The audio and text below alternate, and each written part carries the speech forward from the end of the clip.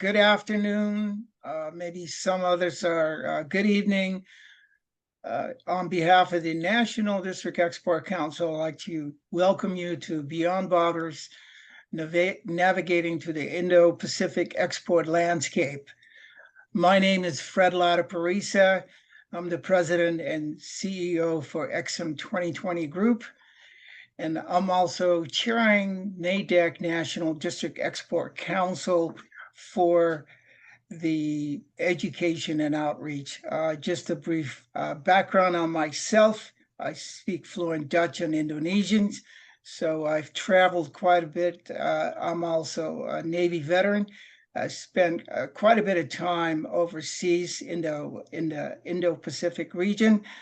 But I think what's important here that we bring in opportunities in doing business in Indo-Pacific.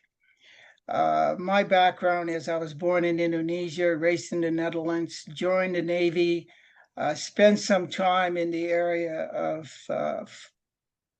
private sector with General Motors in the area of aerospace industry. I'm now involved in economic development, foreign direct investment, and government relations. With that, it's my honor to introduce Dr. Peter Watson, who is also a longtime dear friend and colleague. If I were to go and introduce him and read all his bio, I probably would be taking over most of the conference here today. But let me just give you some of the key areas that he has contributed, both public and private sector. Dr. Watson is the president and CEO of Dwight Group, LLC. He's a former chairman and CEO for the U.S. Overseas Private Investment Corporation, and many of you may have recognized that, OPIC. He was also the former chairman for the U.S. International Trade Commission, and he has extensive experience in advising on international trade, investment, and economic policy. He served as director for Asian Affairs National Security Council under President Bush. He was appointed by President Clinton and also appointed by George F. Bush and President Biden. So he holds advanced degrees in international economic relations and international law from McGill University and Auckland Law School. He's also an author. And one of the things that I was always very impressed with is he was the recipient of the Companion of the New Zealand Order of Merit awarded by Queen Elizabeth. With that, ladies and gentlemen, please welcome Dr. Peter Watson. Thank you very much, Fred, for that kind introduction. And it's a pleasure to be with the group today. Organizations like this are absolutely critical to ensure that the United States businesses and entrepreneurs, investors have the best opportunity of contesting important international global markets. And obviously, there's not a market more significant than that of the Asia Pacific. And so it's a pleasure to visit with you today on both some of the challenges on doing business in the region and indeed some of the opportunities. So it's a pleasure to speak to you about one of the most important dynamic regions in the global economy, the Asia Pacific, Indo-Pacific, more recently as it's been known. So whether you are an entrepreneur, an executive, or an investor, understanding the challenges of doing business in this region is obviously critical to success. And while the Asian Pacific present incredible opportunities for growth and innovation, they also, of course, come with unique economic, cultural, legal, and geopolitical hurdles. So Today, I will take the opportunity of looking at some of these details, some of these challenges in detail, and provide insights into how US businesses can navigate them effectively. So in terms of economic diversity, obviously the Indo-Pacific is an incredibly diverse region encompassing both developed economies like Japan, South Korea, and Australia, and emerging markets like India, Vietnam, and Indonesia. So this diversity presents challenges such as various economic conditions, consumer purchasing power, and market stability. And while countries that are developed, such as Japan and Australia, have highly developed infrastructures and stable financial systems, other countries, for example, Myanmar, Bangladesh, as analogs, struggle with regulatory uncertainty and infrastructure limitations. We also have the issue, of course, of currency fluctuations to deal with, and exchange rate volatility can obviously impact profitability, particularly when dealing with multiple currencies across markets. And therefore, businesses clearly must employ financial hedging strategies to mitigate these risks. One of the important areas, of course, to deal with the infrastructure and logistics, and infrastructure gaps are really critical to deal with. Some regions, like Singapore and Hong Kong, have world-class infrastructure, while other parts, for example, some parts of Indonesia and Philippines, obviously face significant logistical challenges due to geographical constraints and underdeveloped transport systems. We also have to manage the challenge of supply chain disruptions, which include obviously delays in shipping, customs clearance, and inconsistent transportation networks, which obviously add to business costs. So companies clearly need to plan contingencies and build strong local partnerships to navigate these hurdles. One of the real issues that you need to deal with in the region, of course, is inflation and cost management, and rising labor and material costs in countries like China and Singapore pose significant challenges for businesses trying to maintain their competitiveness. Companies are obliged to maintain cost-efficient quality controls and employee issues, and that leads to another one of the issues that require managing, and that, of course, are cultural and social challenges. As we well know, but sometimes forget, business etiquette varies widely across Asia. For example, in Japan, hierarchy and formality are the key, the norm, whereas Australia, and where I'm originally from, New Zealand, a more casual approach is common. But either way, relationship building is critical in most Asian countries, where the concept of personal connections plays a major role in business dealings, and doesn't so much rely on a sort of a dispassionate transactional approach or attitude. This, of course, means that we also have to be sensitive clearly to language barriers. With hundreds of languages spoken across the region, communication challenges are inevitable, and hiring local talent, using professional translators, and learning key phrases in the local language really can help businesses overcome this challenge. One of the things that I've had to particularly pay focus to is the difference in work ethics and business practices in a number of these countries, and indeed work culture varies significantly in the region.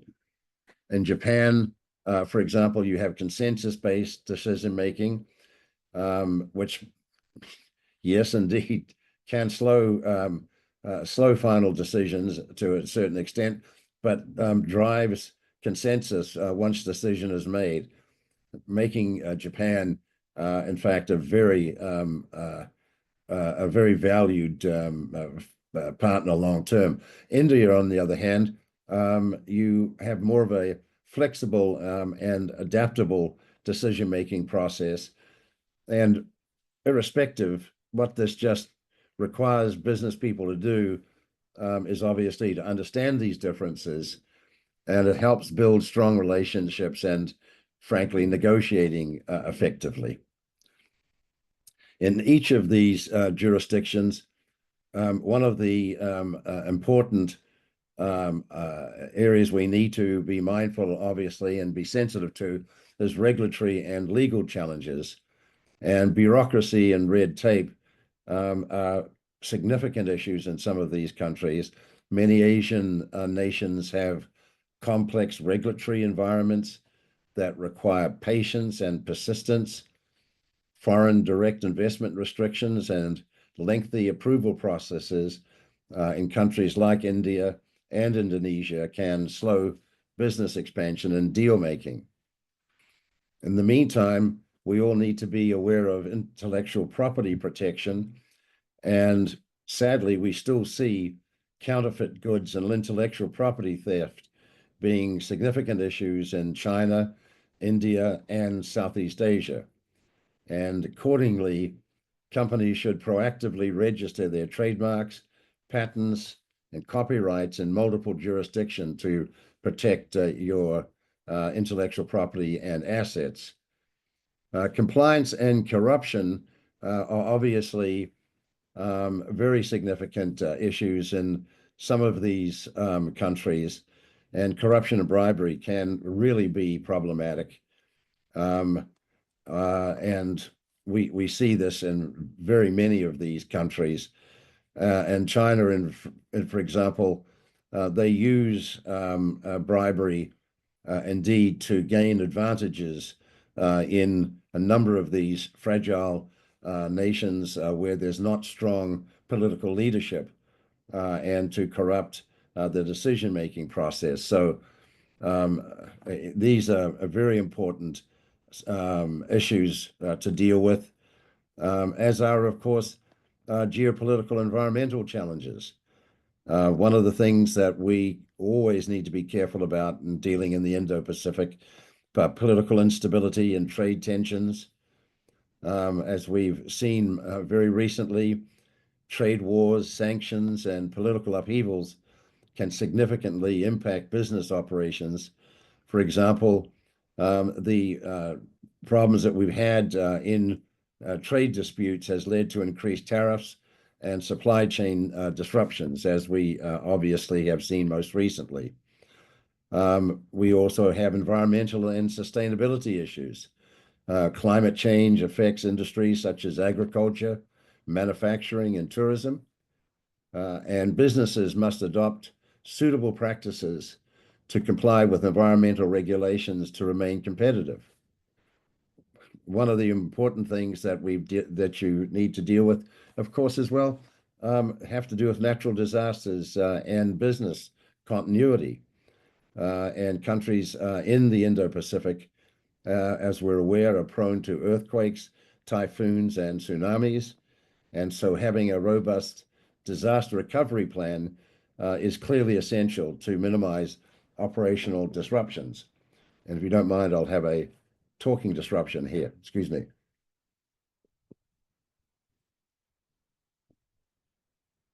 More recently, businesses doing business in that region really have to manage and deal with the technology and digital transformation challenges that we're seeing, not just in the Indo-Pacific, but indeed even in our own country.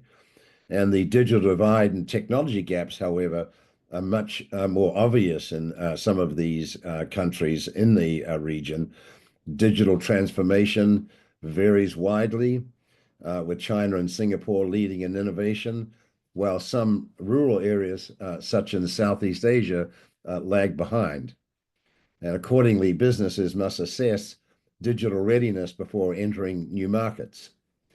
One of the things that we're increasingly concerned about, not just in our own country, but in the region, of course, cybersecurity and data privacy, and cyber threats are rising.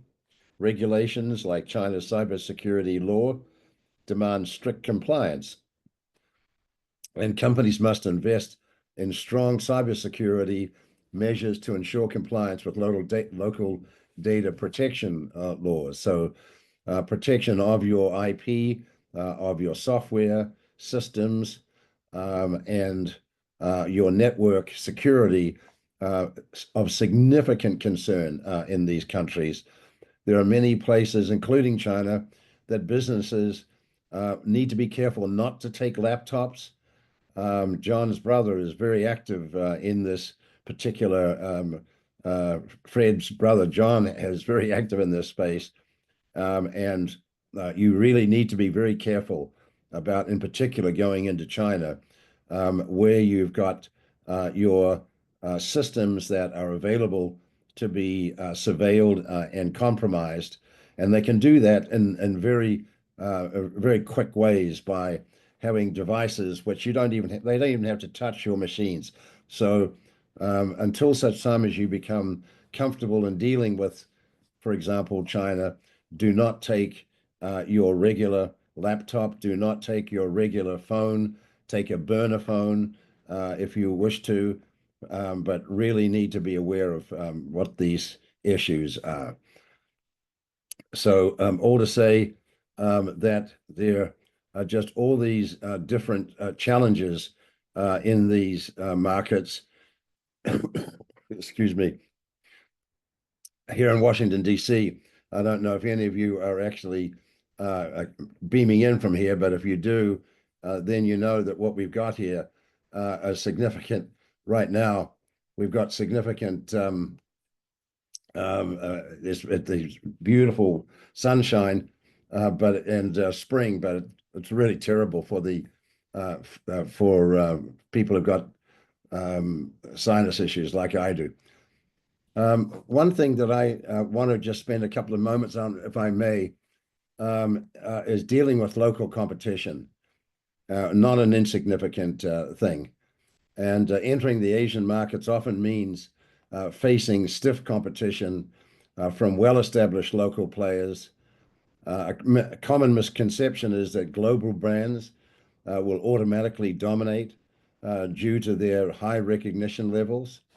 However, brand loyalty is often specific to each market, and local competitors will have a deep understanding of consumer preferences and engaging messaging. So overseas businesses need to conduct thorough competitive analysis to identify their unique selling points and differentiators in the local markets. Creating strong partnerships with local distributors or acquiring established local businesses are obviously ways of trying to navigate these issues and to provide a competitive edge. And while Asia's reputation as a hub for economic growth is often centered around its bustling cities and cutting-edge technologies, it's also critical to understand that the region is not uniformly equipped with well-developed infrastructure and seamless logistical networks. And these challenges manifest in various ways, including inconsistent road and transportation networks, unreliable power supplies, insufficient warehousing facilities, and regulatory hurdles that can hinder the efficient movement of goods as well as services. Infrastructure across Asia and the Pacific has steadily improved in recent years, but significant disparities also still exist.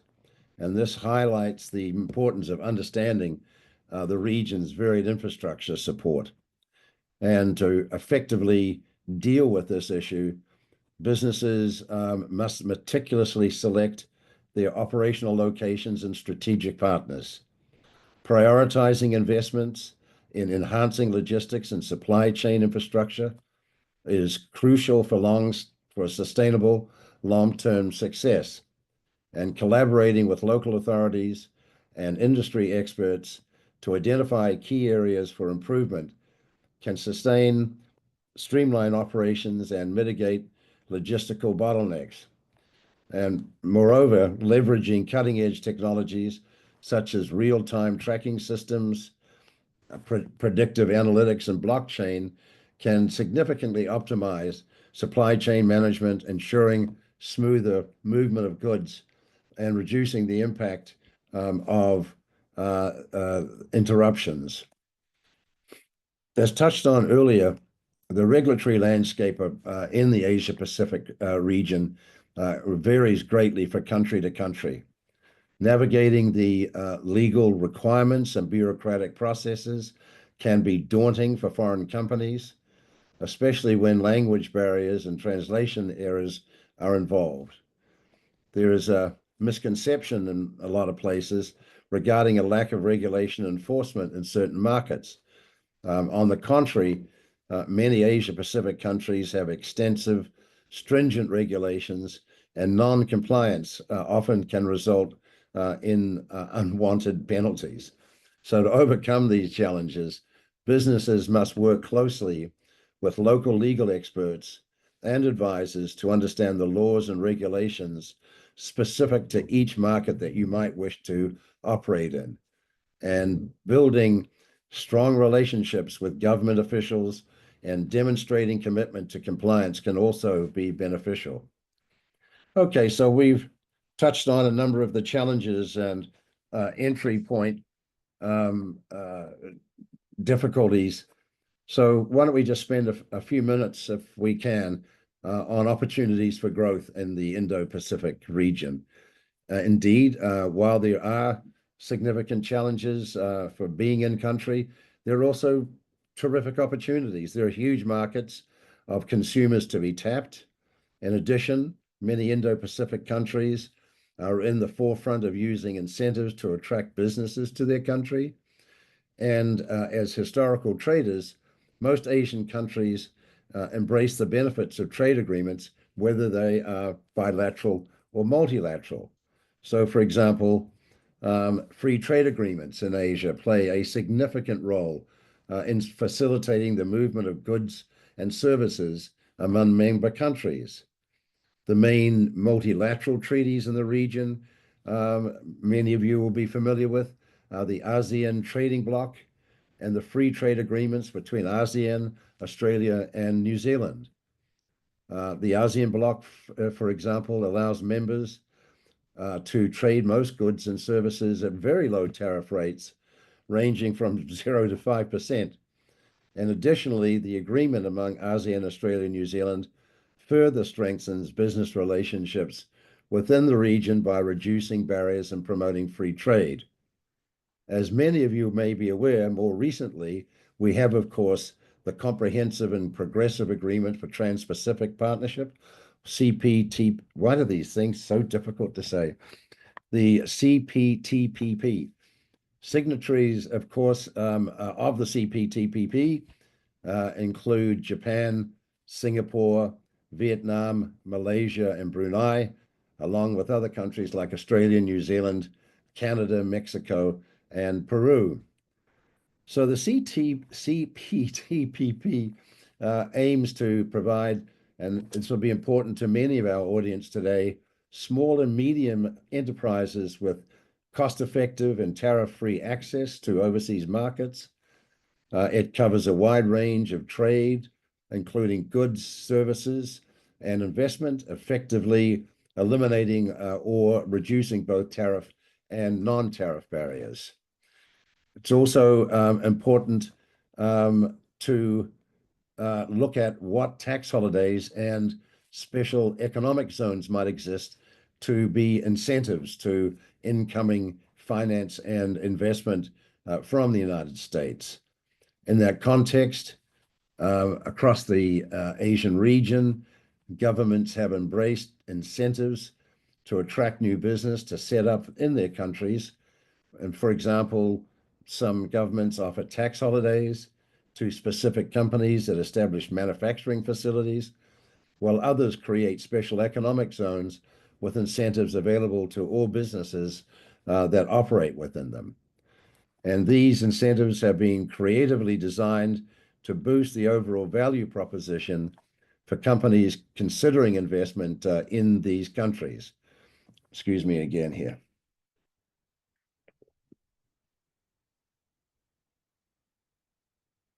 Example of these incentives include tax holidays offered to car manufacturers in Thailand, investment incentives and tax breaks given to oil refinery and chemical manufacturing companies in Singapore, and the Iskandar area in southern Malaysia, where businesses benefit from state-of-the-art infrastructure and tax advantages.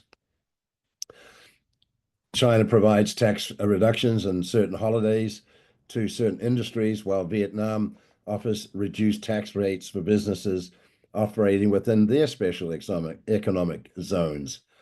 And additionally, some countries offer accelerated tax write-offs, particularly for research and development expenses, to encourage innovative industries to establish themselves on these shores. To manage these diverse tax incentive schemes, certain countries, in fact, have dedicated government bodies overseeing these processes, such as Singapore's Economic Development Board and Thailand's Board of Investment, BOI. And to take full advantage of these opportunities in the region, it's advised, however, to partner with local experts as they can expertly guide a company through the complexities of these incentives and help maximize the benefit of operating in the Asian countries. This all said, there, of course, is currently in Washington a move to, in fact, bring overseas manufacturing to the United States. So, and there's a strong focus on that in Washington right now, as you might have read and seen in our media. Of course, those are the type of political considerations that all businesses need to take into account.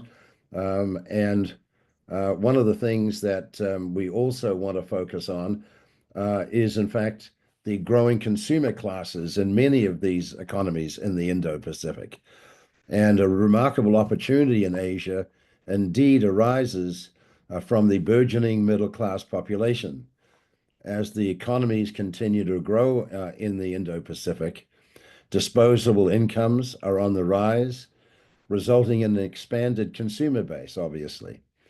And businesses that recognize this trend and cater to the evolving needs and aspirations of the Asian middle class stand to gain significantly.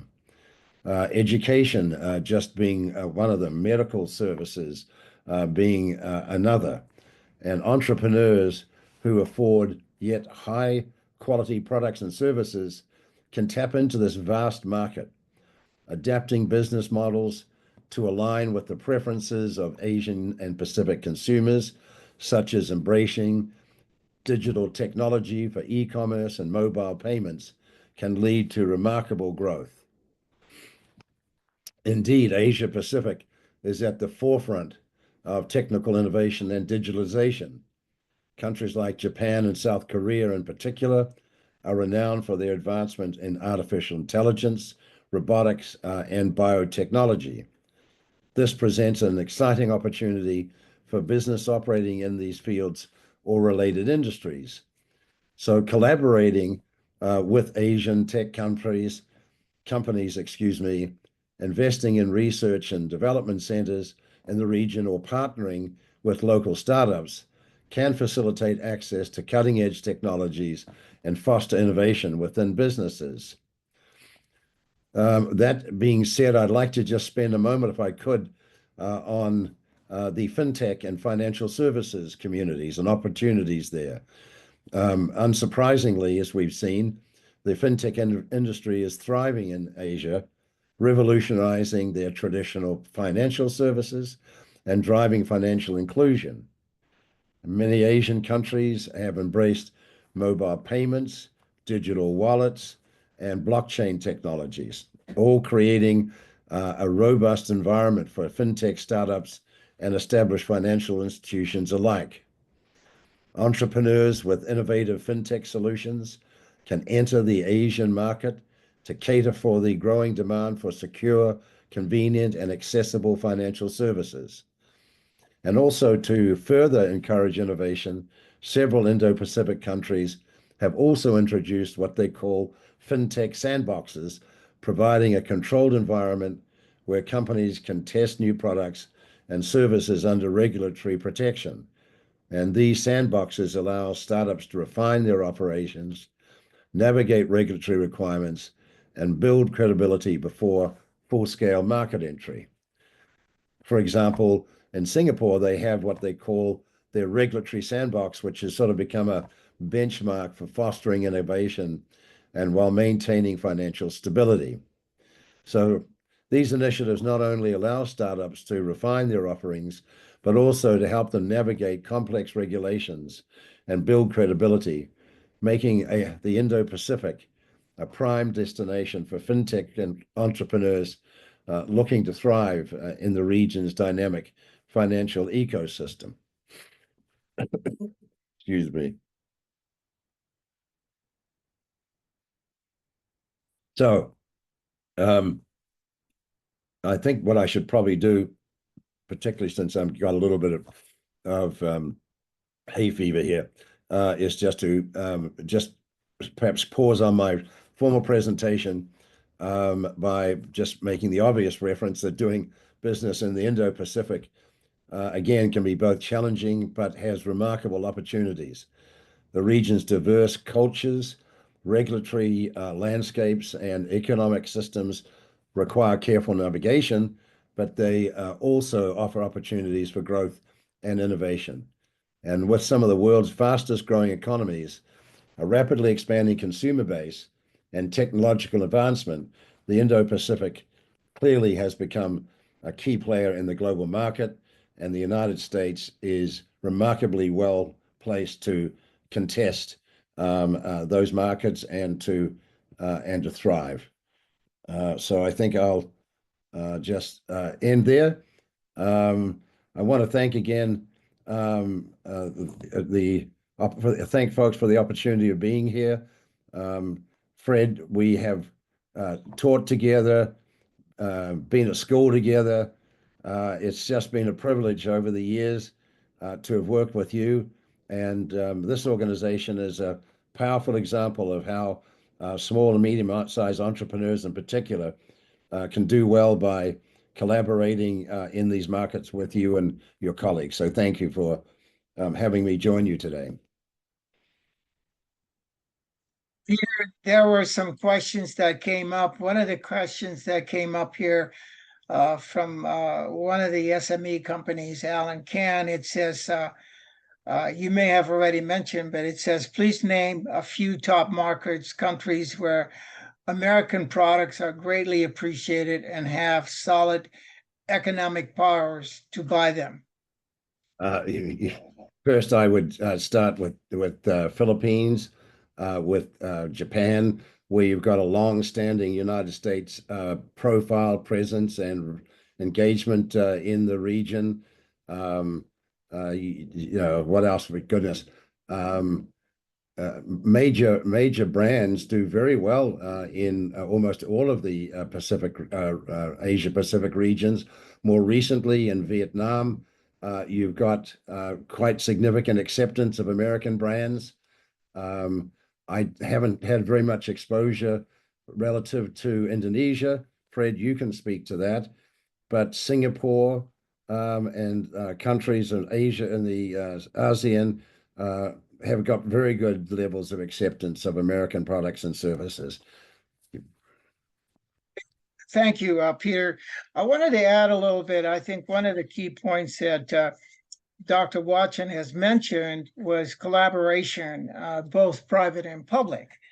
And one of our key partners, of course, here, as a result of the District Export Council, were appointed by the Secretary of Commerce on a bipartisan place.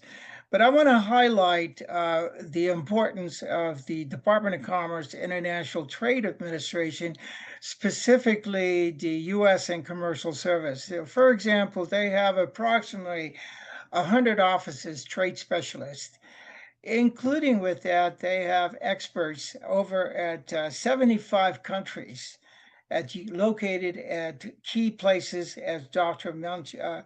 Watson has mentioned. Now, in utilizing it, I think it's important to utilize the collaboration between private and public sector.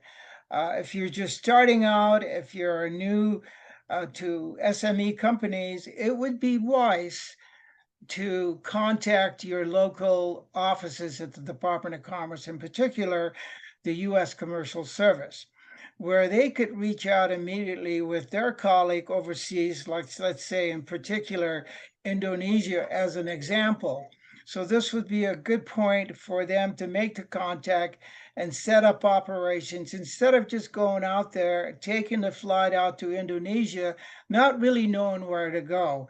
So in many cases, whether it's Indonesia, whether it's Japan, whether it's South Korea, every country has their rules and regulation on it. So the senior commercials that are located in there, they are a key asset for those that are small to exporters, medium size. And for example, as one of the questions is posed, for example, if you are in the food processing industry, in particular in doing business in Indonesia, that's an opportunity possibly over there because some of the rules and regulation on it, they look very strongly at some of the areas of what US has one of the stringent foreign uh, from FDA, for example, in doing business. So they look for that in terms of protection of their consumers. So that's in addition to what I could add in terms of what Dr. Watson is it's important is the collaboration is using private sector locally and then of course utilizing the US Department of Commerce and other agencies that supports that in exporting your product and also your services. That's exactly correct, Fred. Um, if I may, can I go to the chat box? There's a couple of questions there that Sure. Heidi, that'd be appropriate. Yes. One of the Terence Delaney references the comments that I'd made regarding business security regarding business travel within the region and steps to mitigate these risks.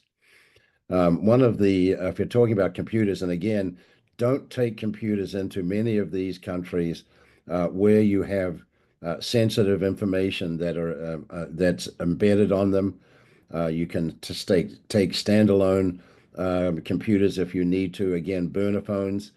That said, if you cannot avoid taking computers into a country, at least even with limited amount of data on them, you can actually get very good sleeves. These you can find them on, I think, most Amazon. You can there are pouches, I guess, that you can put your phones in and your computers in that are significant mitigants against these devices and the mechanisms that they use to be able to access your equipment. I don't have the technical term for them, but they're a sleeve. It's specifically designed to be a countermeasure against the type of radiation, not radiation, rays, and I'm sorry, I'm not a technical specialist, but you get the idea. You only get a few key clicks, and you'll be able to get sleeves and devices that will take care of that if you need to take computers. Should I go on to the one regarding China? Would that be? The fact of the matter is, the question, the commercial office is China's captured the market. It'll be tough. It is very tough in many places. But I will tell you that there's a great deal of pushback in many of these countries about Chinese entrepreneurs and officials who've been essentially muscling some of these businesses by non-commercial practices. And you'll be surprised at the pushback in local communities now. They want to do business with the United States. They prefer to have access to the type of goods and services that we provide. And it does indeed require some diligence, but the fact is that the United States is a preferred supplier than from other countries such as China, who have a very muscular way of dealing with the business communities and for small, medium-sized business. So the American profile is very much preferred, but you need to have diligence, resilience, and a willingness to remain in these markets for a period to be able to contest them. Fred, the next question here is from Virginia Artiga. And you may be able to answer this one, Fred, a little bit. Can you elaborate? The question reads a little more about what the main method of international payment used in the region, and what is the currency used in transactions? How strong is the dollar in these types of transactions? And what are, okay, so we'll stop there because this is a two-part question. Fred, what's your experience in terms of payments in the region and the secure way of making payments? Here I go back to some of the utilizing some of the U.S. government. Exim Bank is a good example of it. And I would suggest when you dealing with payments on it, is utilizing the support of the U.S. government and have the backing in some type of warranty. Dr. Watson previously was part of OPEC, Overseas Private Investment Corporation, and it's not 100% guaranteed. However, it is good to utilize that, whether you're Exim Bank, but you also have another great resources that they provide secure payments is the Small Business Administration from an international trade perspective. And of course, like anything else, they don't guarantee the payment, but they work very closely with local bank. And definitely we could go into the details, but those are some excellent resources in utilizing U.S. government resources, Exim Bank, small business administrations, and there are others in addition to that that could support those exporters in terms of protection and getting paid. Jumping quickly, I'm going to come back, if I may, to the second part of the question from Virginia to Eddie Suma, who references that his experience in letters of credit and cash in advance until you build experience and relationships to give open accounts is a very valid one. There's not been the same understanding more recently of the importance and the value of letters of credit. But these are traditional ways of being able, as Eddie has said here, to be able to ensure that your new business partner, new customers, new purchasers can indeed have certified payment, and you develop, as Eddie has said here, experience and relationships of dealing with you. I would just say that if you're making a significant investment overseas, it would be very important to consider the tools of political risk insurance, and indeed the Development Finance Corporation, in conjunction with the private markets, can and do make political risk insurance available. They're much more flexible than you might have previously. Your granddad's political risk. They're much more creative. Everything from non-payment insurance to regulatory interference with your projects, regulatory taking, lack of convertibility of currency.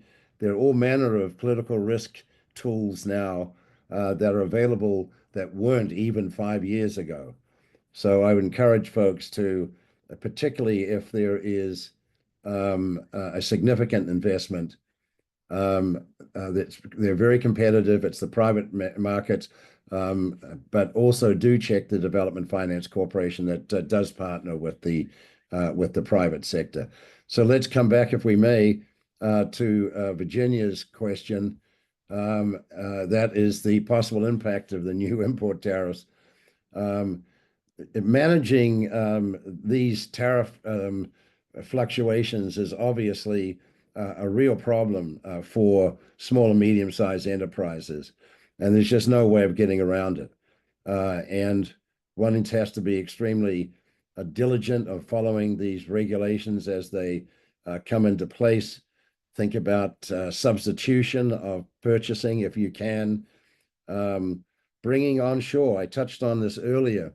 If there's the possibility of having your joint venture partners or others actually establish activities in the United States, that is a very useful way that countries like Japan over the years, more recently India and others have bringing onshore their operations. But I'm mindful that this is probably a small, medium-sized enterprise. Okay, Heidi, I'm talking too much. Let me thank you, Dr. Watson. I know that I've had these bouts of allergies, and we really do appreciate your taking the time and really provide some really important aspect in doing business in Asia or Indo-Pacific region. So with that, thank you very much, Dr. Watson. But I'd like to just summarize and finalize this. And one of the key aspects before is the importance of collaborations with U.S. government. One of the key links that you could immediately get information on Country Commercial Guide doing business up to date is www.trade.gov. And all you have to do is do a / and you could say Japan, Indonesia, South Korea, and you get that up-to-date information immediately. So that's one source on that. And of course, I want to just acknowledge our sponsor is Sofo John Valdez. He's the newest member of the New Mexico District Export Council, and he has his own company called Your Empire Webmaster. But I think it's these type of things that's important that we utilize, we share information among the 1,800 District Export Council members across 50 states and 61 District Export Council. I think this is important that we're going to be utilizing that. We're going to have a continuation of series of doing business with the Philippines as an example, coming up here in July or June. Just stay tuned for that. But those are some of the important factors in doing business. And finally, I just want to remind everyone here, we've got the National District Export Council coming up, which is May 19th, May 20th. We really look forward in having you attend that. This is an important part, and we have key speakers that would share information such as Dr. Watson. Having said that, I would like to thank each and every one of you, and also the National District Association of District Export Council. And thank you very much, Heidi, for all your hard work. We really do appreciate it. And we look forward to collaborate and working together with you. We sincerely appreciate your time, Dr. Watson, and hope you feel better. Excuse me. Thank you. By the way, another shout out to Eddie Suma here. He did a PS to my political risk insurance, where he references adding credit and trade insurance that allow ledger experience to empower the company to extend credit. So those are very good thoughts. Thank you, Eddie. And Virginia, thank you for your input and your thanks. It's a great pleasure to be here today, Fred. Got one more message. What do we got here? Okay, that's you, Heidi. This is a terrific venue, Fred, Heidi, and thank you everybody for coming on today. It's just been a pleasure to visit with you and exchange messages, and keep on getting out there in these markets. People like Americans, people like American products and services, and if they prefer those than pretty much anybody else. So I'll just wrap it there, folks. Thank you. That just about wrap it up, Heidi, and everyone have a great rest of the week and the weekend coming up. Thank you, everyone.